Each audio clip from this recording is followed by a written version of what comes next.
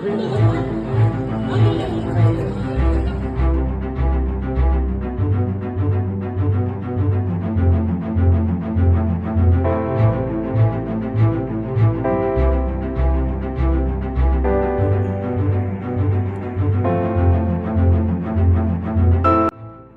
शहरातील बसस्थानक म्हणजे तृतीयपंथीयांचा अड्डा आणि पेतडांचा अड्डा असं या ठिकाणी गृहीत झाला आहे। यामध्ये चोरट्यांचा देखील मोठा सुळसुळाट या ठिकाणी पाहायला मिळतोय।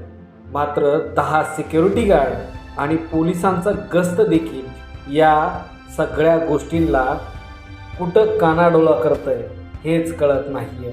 पोलीस प्रशासन आणि या ठिकाणी असलेली सिक्युरिटी सुरक्षा ही सगळी या ठिकाणी फेल ठरतीये। बीड शहरातील बसस्थानकावर आज एका तृतीयपंथीयांनी एका युवकावर थेट हल्ला करताना पाहायला मिळतोय। त्याचबरोबर दुसरीकडं एका अंध व्यक्तीसोबत एक तळीराम अश्लील चाळे करताना देखील पाहायला मिळतोय।